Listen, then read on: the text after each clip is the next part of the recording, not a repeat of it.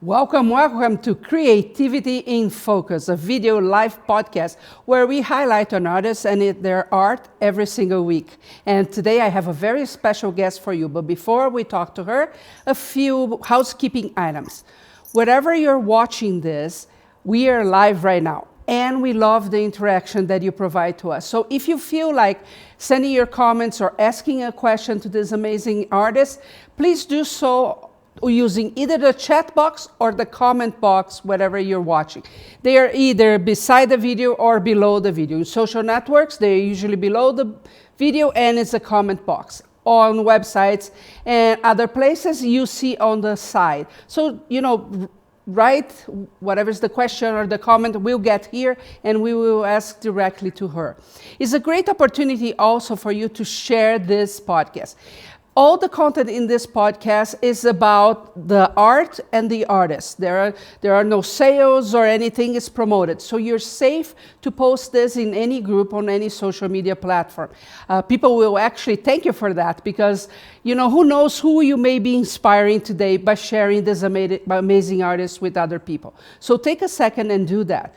And if you feel like giving us a like, a heart, whatever the social network, a different icon out there saying you enjoy this impacts how this video shows on those platforms. So please do that as well because it helps us every week when we show more people get to know about the artists that we bring. Okay? Well, my guest today is Rogene Manas. Did I say it right, Rogene? Yes, you did. Oh, awesome. Very good. I was wondering, I should have asked you before. I wanted to tell you a little bit about her, and I'm going to read here for you. Rogene is a mixed media artist living in Eugene, Oregon. After years of being a graphic designer, illustrating, owning her own international car company, and painting landscapes on the side, she made an abrupt change while spending winters in Mexico. That's a fantastic place, actually, to think about changes. After becoming enamored with the colorful, primitive, and allegorical nature of folk art, she began making art from her inside world rather than from the outside world. It quickly became a happy obsession, and now she spends her days creating work from her own thoughts, feelings, emotions, and personal stories. She has developed and invented her own ways of making art, using mixed media materials and assemblage techniques. She incorporates an air-dry clay called paper clay to make textural paintings and bas-relief artwork. She uses acrylic paints, medium, and collage materials in finishing her pieces. She works on canvases and panels, but also creates three-dimensional works when her mood strikes. She's also a published author. This is one of her books, Artful Paper Clay, and we will be talking a lot about paper clay today. So welcome, Rogene. Thank you. Tell me a little bit, how did you get started? Well, getting started as an illustrator was out of necessity, just to raise my kids and pay the bills. So I started taking a lot of art classes from different kinds of artists and studied at the University of Oregon so that I could develop better skills. And then getting started as an artist was kind of a lifelong dream. Mm-hmm. So soon as I could retire from my own company, I jumped into full-time art making, and that's what I've been doing ever since. Tell me a little bit about the card company that you had. It's a card company that's it still actually exists a little bit. It's based in the photo industry, and we made templates for photo finishers to use. So whenever you got a one-piece photo card that said, had your family photo over here and it said Merry Christmas, we created that for the photo industry.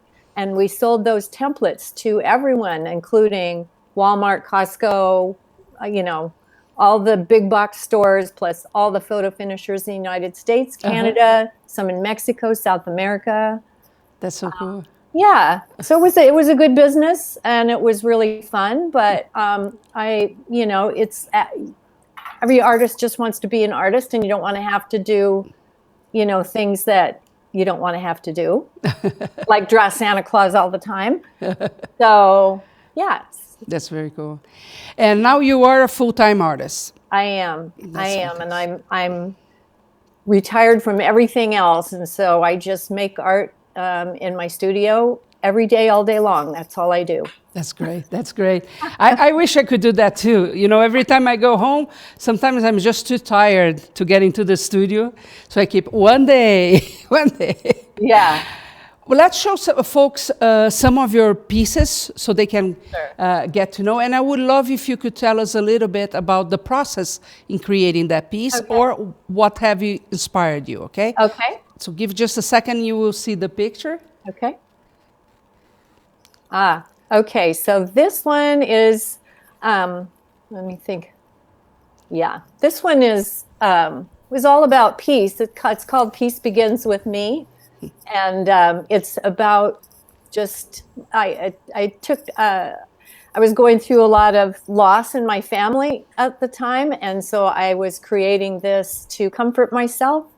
And, you know, it's just, everybody knows what peace begins with me means. So that's pretty much what it's all about. It's, you know, when I finished it was all white, and I wanted to leave it white, but then I couldn't resist adding some color to the crevices and whatnot. So there you go.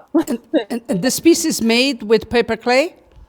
Yep, it's all paper clay. So first I put down the entire body with nothing on it, and then I just begin sculpting from there, adding clay over the dry clay. You can add wet clay to dry clay. It's very simple. And how big is this piece?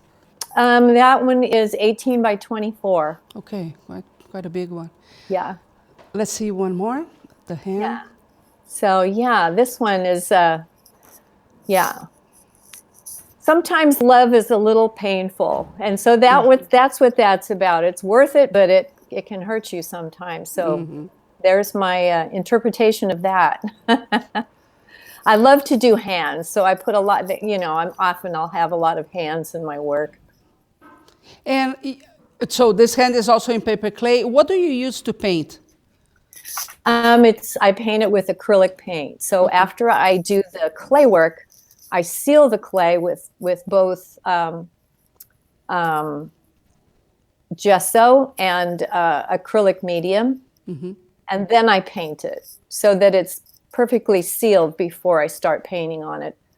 That way the clay doesn't just absorb the paint, and I can be more flexible with how I paint it. That's very cool. Yeah, the birds are my favorite. Thank you. Cool. Yeah, I love birds. I have my studio. I have a big sliding glass door that I look out of, and there's just all these backyard birds out there in my bird bath and at my feeders. So these are my friends. So these are portraits of my friends. That's true. I love to go out and take pictures of birds. I do that a lot. Now, this is the same process, right? The paper clay, is it on canvas, or what's the background? That piece is probably on a board, but the other two that you saw were both on canvas. The clay has enough flex so if you do it on canvas, it doesn't crack. So you can, it has enough flexibility so that it won't pop off or crack or anything when it's done on canvas. So you can do really large pieces on canvas. And when you were working on canvas, you sculpt the piece on canvas, or do you sculpt in someplace else and then you bring to the canvas? No, I sculpt it right on the canvas. So what I'll do is cut out, I'll draw the outline of the bird, and then I will cut that out and place it on the canvas, and then sculpt on the canvas. It helps it adhere better, and and then you can just be a little more loose. Like if I'm doing animal fur or something, then I can rough the edges so that they can feather out the way they should. And most of your pieces are wall pieces, or do you create other types of pieces? I do create other pieces. I've been experimenting a lot lately with doing more three-dimensional things. Mm-hmm.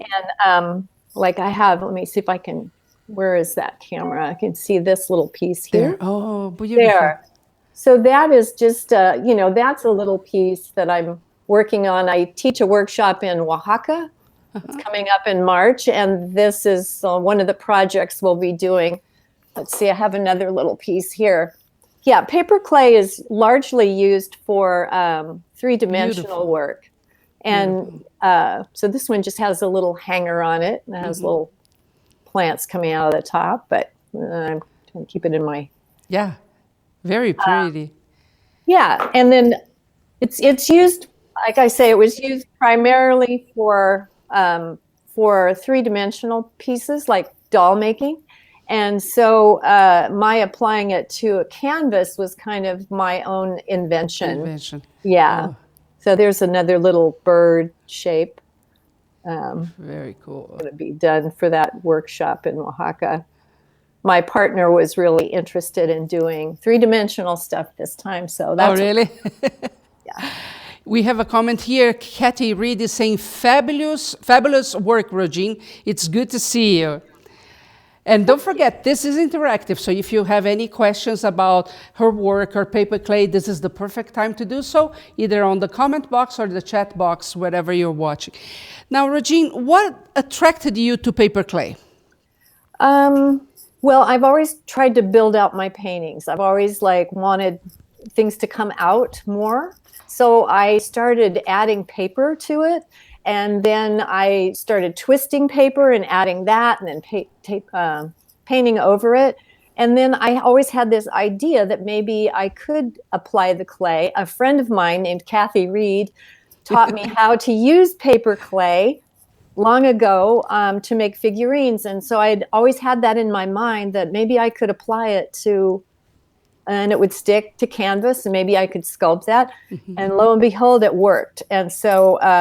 and that was 15 years ago. So I've been experimenting with it ever since. That's very cool. So you used to make figurines. Did you make art dolls before as well or not? No, I didn't. I only made a few figurines. And then it wasn't really my thing. So it was always like it needed to be on the canvas or on a board in order for me to work with it more. So in doing that, I just, I've really tried everything possible with paper clay. I've recently created a printing plate out of it and printed from it.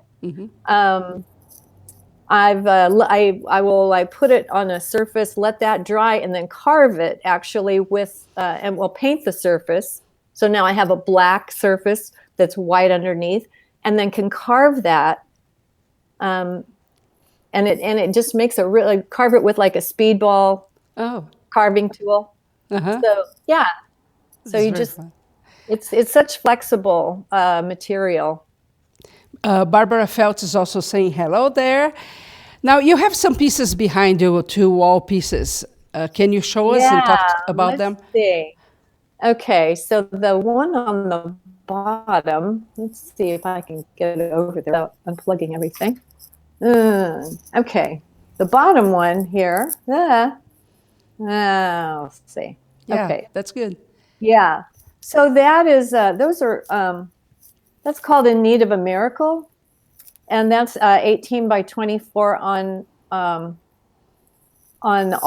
canvas, and each milagro that I made there has a significance to me. I don't know if you can see the bullets raining down in the background. Kind of a comment on the state of the world today, and it kind of, and my distress over it.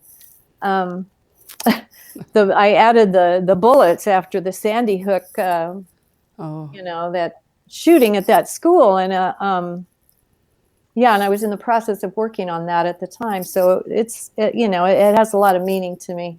Let's see if I can get up there to the one above it. So each one of these. Oh my goodness, this is odd because it's in reverse. So I have to kind of do the opposite thing to get it up there. Let's see if we get that up higher. Okay, there it is. So this one was I don't really have a title for it yet. I'm still kind of working on it. Sorry, I can't quite. There it is. There you go. There we go. So yeah, again, I made the body, and then I just made all those individual hearts and adhered them to the body using Elmer's glue. So in that case, I made each heart separately, let it dry, and then I glued it into place. Okay. That way I have more flexibility. And at that time, that's right after the election that I started working on that, and then I also my brother became very ill, and so I was just really was kind of all about hoping and yeah. Anyway. That's what you mean on your website, expressing what's inside, the inside world more. So we can see that a lot of your pieces have a lot of emotion together with that, right? Yeah, they do. And I don't know, I just, I used to paint landscapes and paint from life, and I just lost my desire to do that. So I was in a class once with taking another workshop from someone else, and I said, sometimes I feel like I'm standing in the doorway of art, and I won't let myself go through it. And to me, that meant I'm only painting from reality. I want to do what is in me. I don't want to just make pretty pictures. So, and he said, then paint that. So I did. And then it kind of opened up a whole new world for me of expression. And I, you know, I'm grateful for that, because now I'm just kind of obsessed with making art.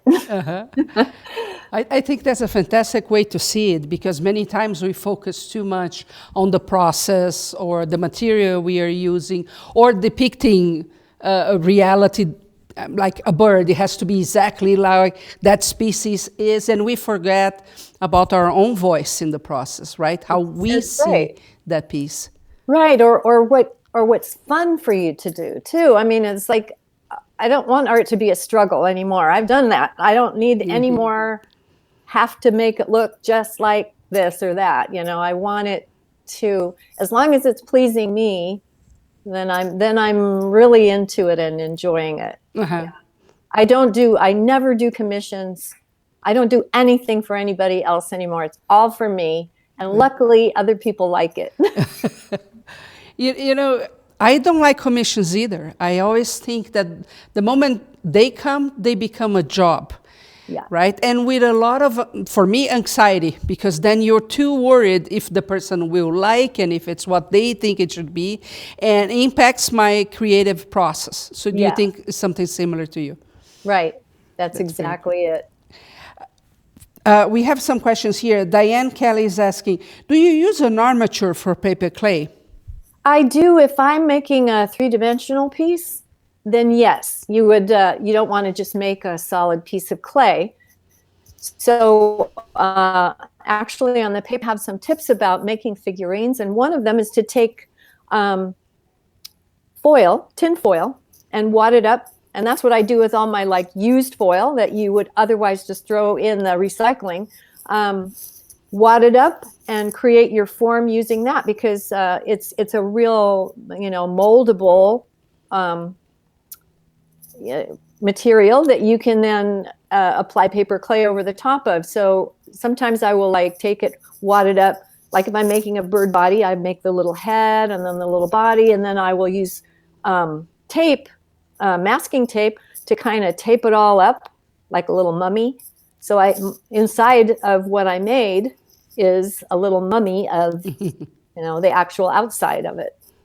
And then I wrap it with paper clay, and then maybe I'll let that dry, form it. And then if I want to add something, like say on this piece here, let's see if I can get that there it is, on that piece. I added the leaf after everything else was dry. So that way you don't just mess up what you did underneath. That's very cool. Now, in the pieces that you have behind you, they are big canvas there. Do you need any type of structure below the clay or in some place or not? No, actually, I gesso whatever substrate I'm using. So if I'm using a canvas or a board, I'll gesso that. Now I also make, like, here's an example of something. Let's see. There we go. Yes. Mm-hmm. So Beautiful. this is a little ornament, and so you can make. And this was just made on a piece of plastic, and then when it's dry, you just peel it off. So this is like a little free hanging ornament. That's very cool. That's very cool. Jenny is asking, do you always have such a profound meaning to your artwork? I love the native a miracle. I don't. Well, no, I don't. Sometimes I'm just playing, and I think it's really important. Sometimes I just have to like make fun things, make things that make me happy. Mm-hmm. I've got like, here's some like abstract flowers. Just no, it's not real. It doesn't mean anything, but it's just fun to do. Mm-hmm. So yeah, I do. I don't always make art from my feelings, but definitely from my imagination. She's also asking, do you sell your work or place them in museums? I do have a gallery in Portland, Oregon called Guardino Gallery, and I try to keep her stocked with some of my work at all times. But beyond that, I have it posted on my website, and I do sell it, but it's kind of not a priority to me because luckily I've kind of made my comfortable living already. So I don't really have to sell my work. So often I will make work and I'll have it, like I have a series of animals, and you can see them on my website. It's called The Going Away Party. It's just an entire series of endangered species. Mm-hmm. And those animals they all have a little party hat on, and there is, it's a all my favorite animals are endangered, which is, very upsetting, but it's a reality. And so I'm trying to draw awareness to it. So I have this collection of work that I really don't want to sell until I amass a good quantity of them, and maybe I will never sell it. But I'm hoping maybe it can go to a museum or something someday. But in the meantime, I make cards and prints, and I sell those, and then I donate a portion of that to conservancy organizations that are helping the giraffes and helping our giant cats that are panda bears, orangutans, yeah. It's interesting, Rogene, in the last month, so it's you and two other artists that I have interviewed. One of them is a sculptor, the other sculpts with wool. They both choose species that are about to be extinct to do, and it's the same drive to create awareness.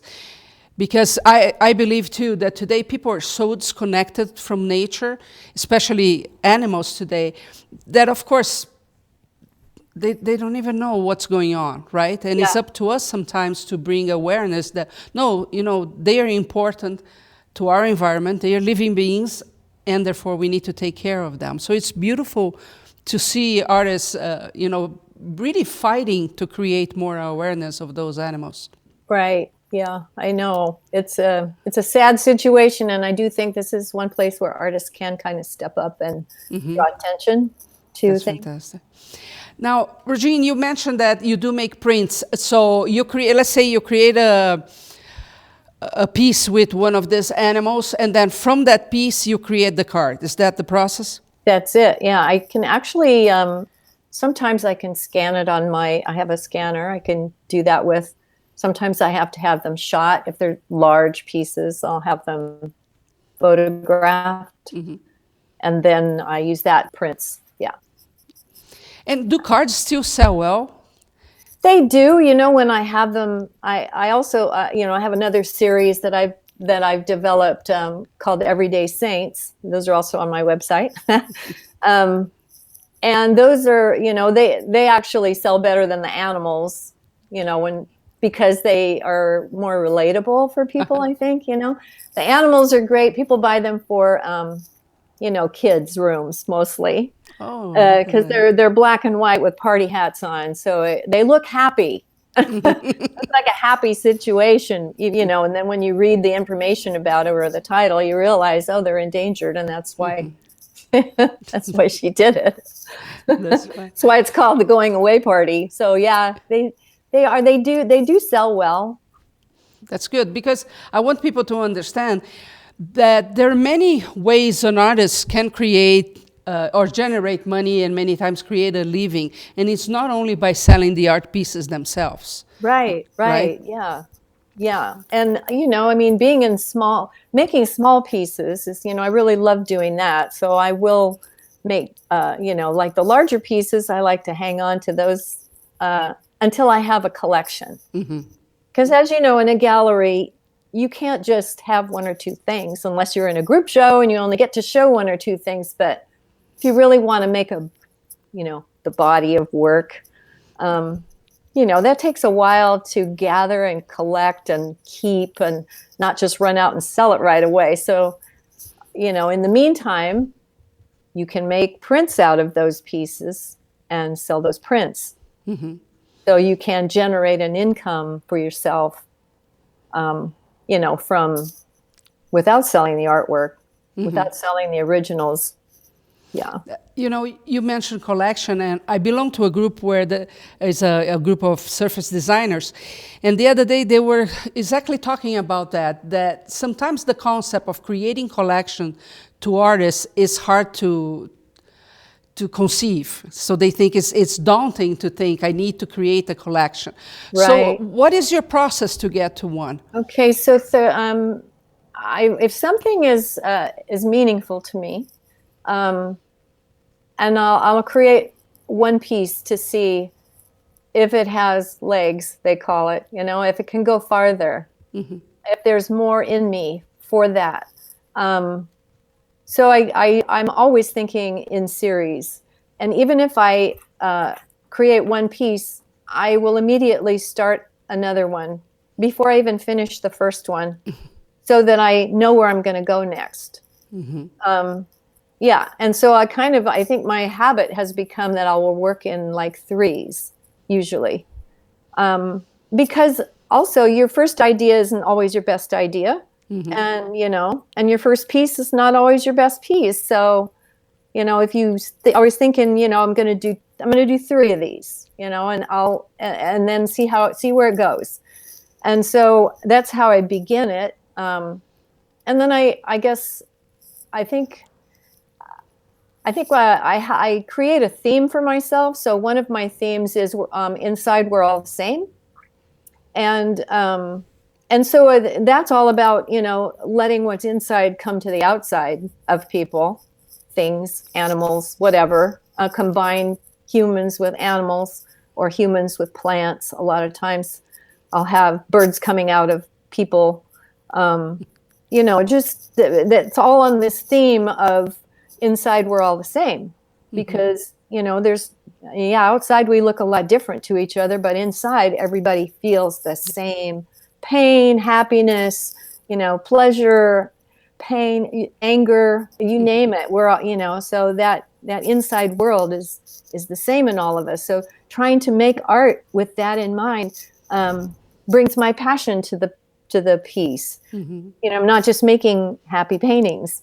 There's more to it. So just to finish the topic of collection. So for you, 3 is the minimum for a collection. Yeah, well, that would be the absolute minimum for a collection. You can't really have a collection of 2. Yeah. But I think I had a show once where I had done, I think, almost 20 pieces for it. That's a lot of work. And so I don't put that kind of gun to my head anymore. That's a lot to ask yourself to stick with a theme for, even though that theme I continue to work on. When you're under pressure to work on it, it's different than when you're just going, oh, I could add another one. You're at the dry cleaner and you think, oh, I could add another thing to that because this just, made me think of that. But when you're struggling to come up with more things for a show, it's, it can be daunting. Yeah. Rogene, I have a few questions for you, but why don't you tell folks your website? Oh, my website, it's rogenemanas.com. And I say Manas. It is Manas, but you're not going to get the N with a tilde on the computer the website, anyway. Yeah. Yeah, on the website. So it's and it's ROGENEMANAS.com. Yeah. And that's my website, and I'm on Facebook and I'm on Instagram. I love Instagram. I think that's where we cross paths, maybe, on Instagram. Probably, yes. Mm-hmm. I love the visual ease of Instagram without having to see what people ate. Although they still do post that on there sometimes too. But I follow so many good artists, and I'm so inspired by everybody's work. It's just a delight to have. Yeah. Yeah, it's amazing how Instagram is becoming a hub for artists, right? I think the visual aspect is really what drives them. I miss a little bit of interaction there. It's not as easy as other social networks, but you find really extremely talented people from everywhere in the world, all ages. It's really impressive. It is. Kelly is asking, when do you glean the most, where do you glean the most inspiration from in the world around you? Well, nature, absolutely, is number one. Nature. You can't, all my forms, even though they're out of my head, they all relate back to nature in some way. And, the perils of nature right now. So always trying to, bring that out. I use plants a lot to depict different things. A lot of thorns in my work, like that hand that we saw in the beginning. I always somehow I end up with stickers on things. And it helps that you live in a very beautiful place, right? Oh yeah, Oregon is gorgeous. Yeah. I'm blessed to be here. I grew up in California, and I thought that was the most wonderful place in the world. And then, I still love California, but came up north, and the nature up here is just astounding. It's like I can go for a walk in the woods just in 10 minutes. I'm in the woods, and I live right in town by the University of Oregon. So that's what Oregon is like. Yeah, it's very pretty. Andrea Goodman is saying, love you. Zeke, thank you for your work in bringing awareness to those lovely and wonderful animals. Barbara Felt, what's your website? So RogeneManas.com. Right. Danita Reynolds, do you make large sculptures too? I haven't yet. I was just thinking about how I would do that. So I would imagine it wouldn't be difficult to do, because honestly, the clay is so flexible that I really feel I could start doing much larger pieces in dimension. And I really didn't realize that I loved sculpting so much, which is interesting to me, because I studied it in college a little and found it very enjoyable. But I went to flat work because drawing and illustrating kind of took me down this other road, making money doing that. So, so I kind of went away from sculpture. But now I really feel like there's really nothing I don't feel I could actually create with paper clay. I use it in combination with collage. So I often will paper my work with, collage work. And, I just feel like it gives me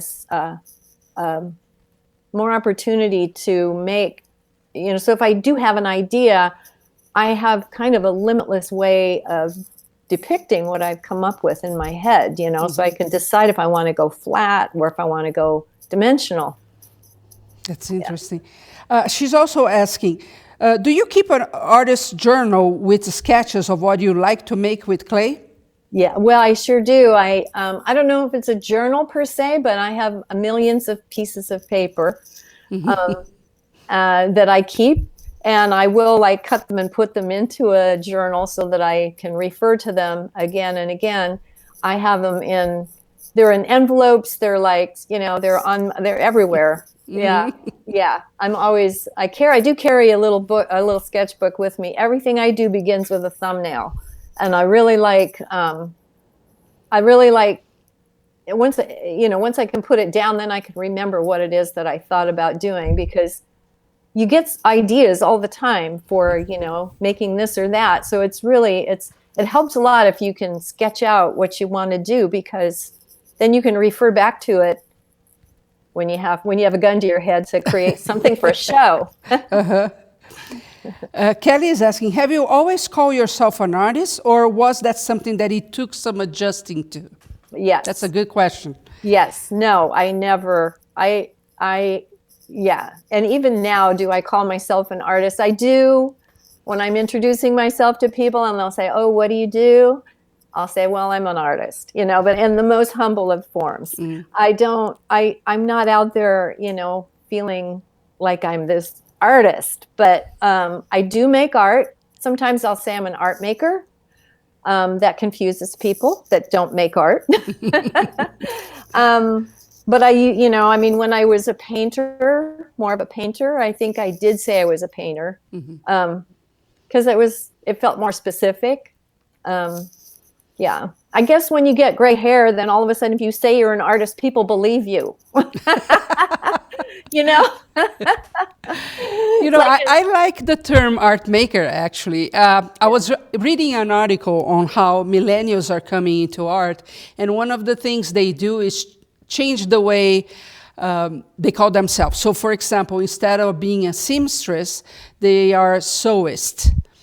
Oh. So I think maker today is a very prominent. Right.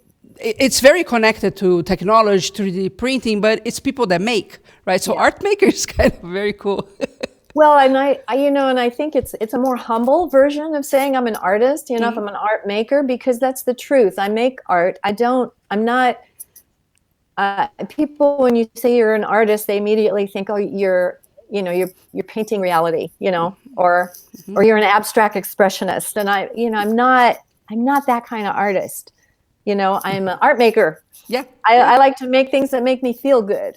And so, you know, I don't really care if I don't get into the best galleries or, you know, I mean, I'm grateful for my gallery in Portland, Guardino Gallery. If anybody ever goes up there, it's my favorite gallery. And I'm so honored to be a part of it, because she supports art makers. Lots of people selling their work that you can tell they love what they do. And and it's like, you know, a lot of mixed media, a lot of experimental, interesting, out of the ordinary art. And that's where I like to be, in that niche. That's fantastic that she has this open mind, because I, for one, have a friend that he's an amazing wood carver, and he creates astonishing pieces with wood burning. And there was a state fair, and he submitted a piece to the fine art department, and then he got a call saying that his piece could not be there. Oh. And we were exactly discussing, so why does it have to be that way still today? Since you can play with different mediums and still have an amazing piece of art. Absolutely. Yeah. And I'm not a purist in any sense of the word. So yeah, me neither. Let's show some more of your work. Yeah, and I have more questions here for you in a second. Okay. Let's see. This one we already showed, right? No? Well, no, it's a different bird. It's a different bird. Another friend. Yeah, another friend of mine. Yeah, he comes by. This is a flicker, and they're prominent in the Northwest, but they're very, hard to see. And when you do see one, it makes your heart skip, because they're really interesting looking. They're big birds, and they really like to peck at the eaves of your house and put holes in it. So they're part of the woodpecker family, I guess. But anyway, that's my flicker and a peach tree. No, a persimmon tree. Uh-huh. Let's see one more. I love this one. That's the one I used to promote this podcast. Well, thank you. That one, hollyhocks. And then there's just that little bird in there, which is really no bird in the world. It's, I call those, God knows what's. So I don't know what kind of bird that is. But and there's like in the background of that, you can see those kind of faded plants that are in the to the back. So the clay is in the front. And in the back, I've painted those in, actually removing the paint, using some alcohol in the background. So I could like lift the paint, which gives it that kind of distant look. Is that canvas or wood? That's on wood. That's on wood. Mm-hmm. Very cool. Yeah. The raven. Oh, yeah. The raven. Yeah. So, yeah, I did not an internship. I did what do you call it? When you go and stay at an art center and you work there for a month in Mendocino, at Mendocino Art Center, I was an artist in residence, they call it. And so the place is loaded with these ravens. And so that was my tribute to the raven in Mendocino. You know that in Yellowstone, they kind of almost attack you there. They're huge. They are. They're gigantic. They're gigantic. Yeah. They're so smart. They're so smart. They are very, very smart. Yeah. And one more. Yes. So I went through a phase of doing a lot of flowers. I don't normally do them, but it was spring, and I just was, every day I'd see these amazing peonies. And so I came home and sketched a couple out, and then making paper clay flowers is tricky because it can feel very heavy. So this is kind of when I started using the process of lifting the paint so that I can kind of almost watercolor it. I'm using acrylic paints on it, but I can almost lift the paint, or I can lift the paint so that I can get back to the white underneath. My process is that I actually paint a dark color on it, and then I remove that so that it gets into all the crevices, and then paint it. So, And you paint after the clay is dried? Correct. Correct, okay. Correct, yeah. You want it to be dry, and like I said, I do put a layer of medium on it before I paint it, and that way I can move the paint around and even remove it if I don't like what I did. With alcohol, alcohol is a solvent for, I don't know if everybody knows this, but it's a solvent for acrylics. So, and I use rubbing alcohol. I don't use denatured alcohol, which is pretty toxic. So I just use rubbing alcohol, and and if I don't like, even to lift the color off the leaves so that they're more translucent, like real leaves and petals on the flowers. Anyway. And the alcohol would not compromise the clay. Like if I use too much water, I would, correct? Yeah. So the water, clay is not affected by the alcohol. But cool. Especially because I put that, an in-between layer of medium on it, just a regular acrylic medium. And I usually use a gloss medium because then it lets the paint release from the surface. If you use a matte, sometimes it's harder to lift the paint because it adheres more to the medium. Very cool. Kelly is saying, I know you said you do art for yourself first and foremost, and I love that. I find that I sometimes struggle letting go of the art I make, though I would love to sell them. Yeah. It's your creation, right? It's not easy. Yeah, they're like my friends, I mean, I think if I unplug this for a minute, I'll walk around in here. We can see. I'm just going to turn this away from me for a minute. I'm going to go over here to my animals first. Like, these are my friends, I don't know. Can you see those guys on the wall? So, there's those guys. you know, this is my little wall of inspiration here, and some of it's my artwork, but I literally, I fill my studio up with, you know, stuff that I like to make. And there's another paper clay piece. Let's see. There's another one on the wall there. Sorry if this is not coming through that well. Here's my shelves of, you know, I have just shelves. There's all my cards and this, you know. And then over here are all my saints. This is my wall of saints. Can you see those okay? Yes. Yeah. So these are all my everyday saints. And, you know, when I need a little inspiration or something else in my life, you know, I create another saint. So, you know, yeah. So here's can you see her? That's Our Lady of Taking Care of Yourself. Nice. So, anyway, it's really hard for me to sell my work because, they're my friends and I keep it around. It's like they're all pieces of me. So eventually they'll go. I mean, eventually I do get rid of things. So I donate a lot of art to local organizations, for auctions and things like that. I feel better doing that than selling it. So, although I will sell it too. Bernadette Alcock is saying, maker of fine art is what our art group often uses. I'm sorry, I missed that. Maker of fine art is what our art group often uses. Yeah, maker of fine art. That's pretty good. That is a good one. Yeah. Yeah, you know, but you know, another thing I wanted to just say was I love folk art.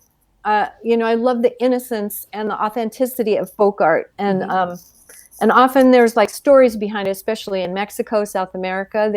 There's more to it than just, you know, they're making beautiful things, but they also put their thoughts and feelings and hopes and dreams into the work that they do. And I think that the term folk art is kind of almost derogatory in the fine art world. So, you know, I'm proud to say I feel like I'm a contemporary folk artist. You know, that makes me, that to me kind of more describes what I'm doing. I'm kind of plowing my own way, you know, back and forth across the field between folk art and fine art. And I'm sure that there's a lot of galleries that would consider my work folk art more than fine art. So I don't really know, you know, where's the distinction between folk art and fine art? You know, how fine does work have to be before it's fine? Fine, yeah. Fine enough. I'm looking for the answer too. Rosie is saying, do you talk to your art? I find that many of us artists do. I do. When I walk into my studio, every day I say hello to my studio, and then I just like look around at yes, I do talk to my art.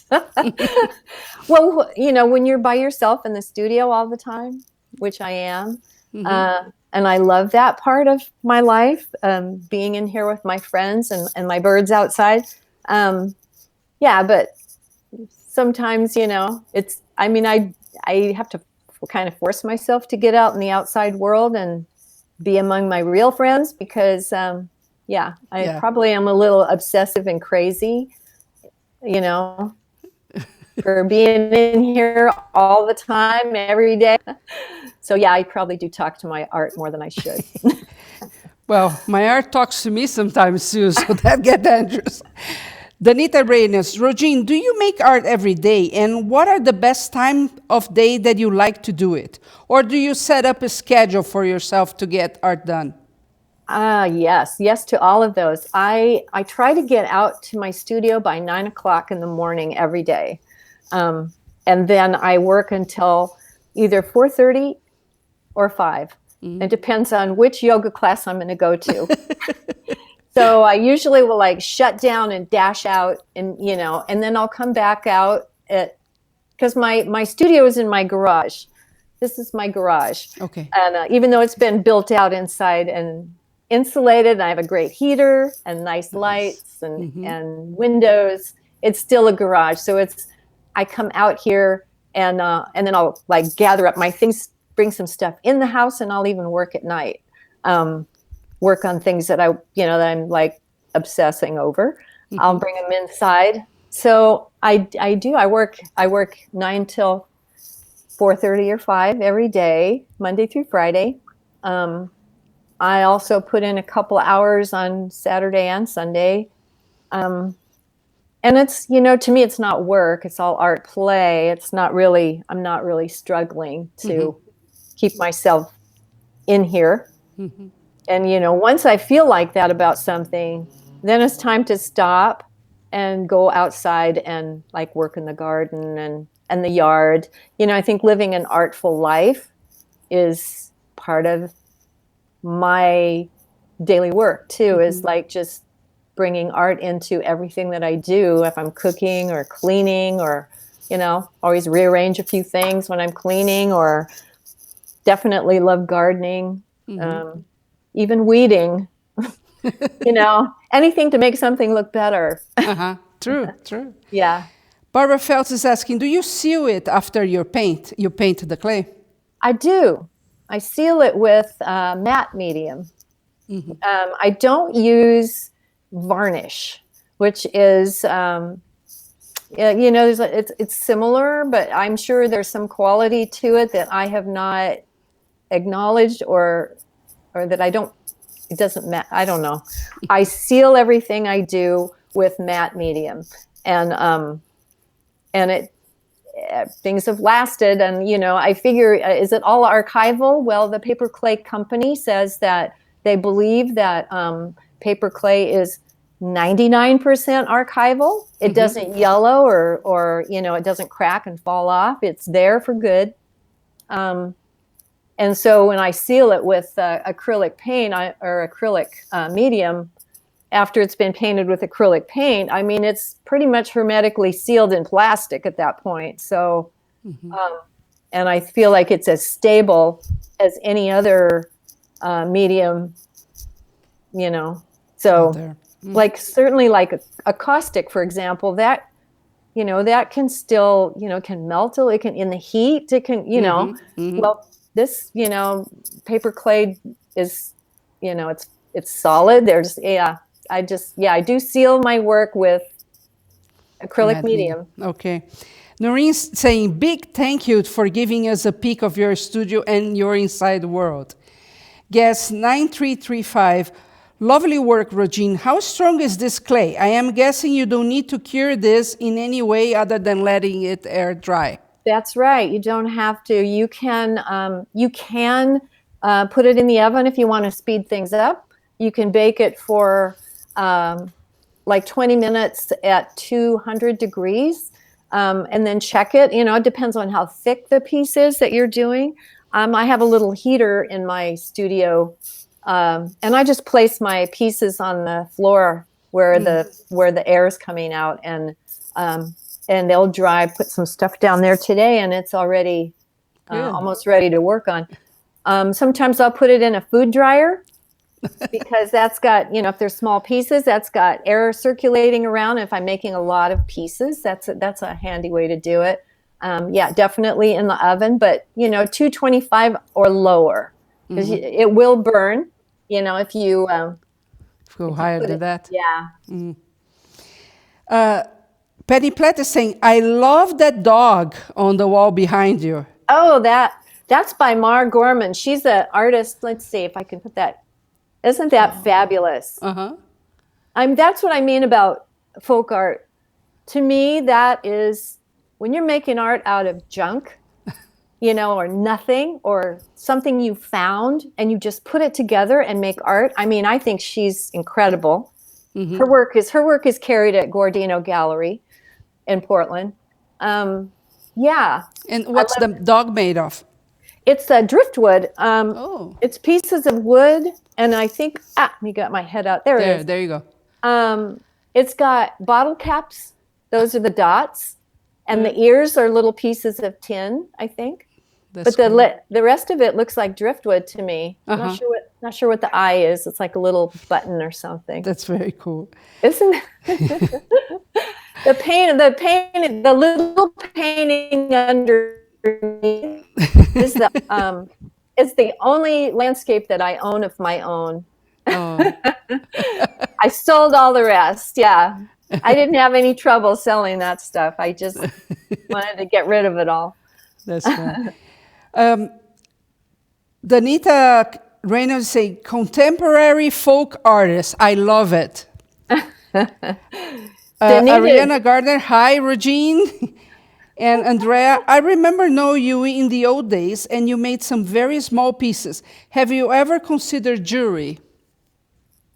Jewelry, yeah. I did take a jewelry class.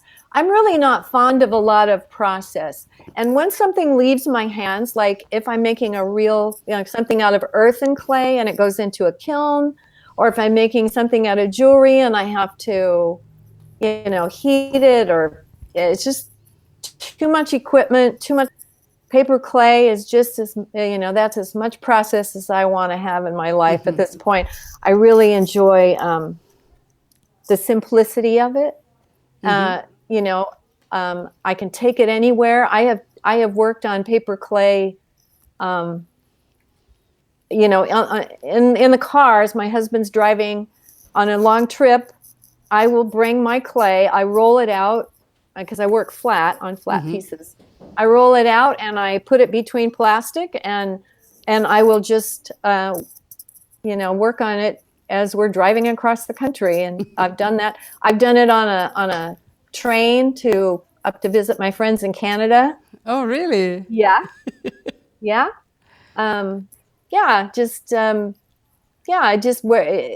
It's just so versatile and convenient and easy for me to use. And, and that goes for painting and drawing and all those things too. But something about working with my hands, I kind of feel like everybody has some sculptural ability that's almost innate. You can always form things with your hands. So, when I teach workshops, my students are amazed at what they can create. They really didn't know that they could do. So, and I think that's the joy of working with something that's so forgiving and, easy to use. It's not toxic. You think I work for the company, but I don't at all. I just love the material. That's cool. It's interesting because then let's say you're on the train, you're working on a piece, and then you just carry, don't touch it. Actually, I'll wrap it up in plastic so that if I want to keep working on it later, I can. Nice. If you don't, you just let it out in the air and then it'll dry. But yeah, it's pretty tough. I always say, I'll show people that you can drop it on the ground and it won't break. But you can, but if you gave it to a 3-year-old, they might like snap it in half. So yes. I'm just grabbing we did these little dolls. There's a little doll. I learned how to do this on a website called Cloth and Clay Dolls. And I think her name is Gritty Jane. Anyway, it's a cloth doll. And then, see if I can get it in here. Yeah. She looks a little green, but it's a kind of a Frida doll. So she's made out of cloth and then painted with gesso. And then I added paper clay to her head. To make the head. Yeah. So there's a little armature of a head inside there that I wrapped with clay, and then it could create the doll. So, that's fantastic. Another thing you can do with the clay. So before we end, I want you to tell me a little bit about the process of your book and where people can get it. Well, it is on Amazon, and I also sell it on my website. And I sign those that I sell on my website. That's cool. So the book, it's all about bas relief. It's not about doing the sculptural part of it. And my husband was out of town, and I had just created a piece for a workshop that I was teaching, a takeaway, because I like to give people something that will remind them of what they learned, because somehow they forget. So I did this this worksheet, and I got the idea to, since my husband wasn't home, I thought, I don't know why he has to be out of town for me to think of this, but I sent it off to a publisher to see if they would be interested, like a proposal. And the next day, I got an answer from Northlight Books that, they'd be interested. So we talked back and forth and came up with a plan, and there that became the book. And I always wish that I had been able to design the book, because I'm a designer, but I couldn't design the book. So, all the work in it is mine, but I didn't get to design the book. So maybe next one. Qualifier there, when you're a design. Yeah, next time I really want to have more control over it. Although doing a book is really hard. I had no idea, because I had to write it too. It's like, who knew? With a deadline, right? Ariana is saying, love the dolls. Haven't seen those. You are amazing. Love being able to catch the end of this. Oh, Rogene, any final words for people that need to be inspired today? Oh, my goodness. Well, let's see. Jump over yourself. Get out of your own way. Stop doing what you think you should do, and do what feels good to you. Don't let anybody else criticize your work. Criticism is good and helpful when you want it, when you ask for it. But if somebody is making comments about your work and it's making you feel bad, that's not wanted criticism. That's unsolicited criticism. And if you didn't ask for it in the first place, then discount it, because if it makes you feel good, it's going to make other people feel good too. If you don't like it, then nobody's going to like it. Yeah. Yeah. And that can be an exercise as well, right? Because it's very easy for us to be terrible critics of our own work. Absolutely. So, just always strive to make yourself happy first. That's with very your cool. work. Yeah. Rogene, thank you very much. You've met today Rogene Manas, and to know more about her website is rogenemanas.com, correct? Manas. And how else can people get in touch with you? Well, you can find me on Facebook, and you can find me more readily on Instagram. I post a lot on Instagram. I don't post much on Facebook anymore.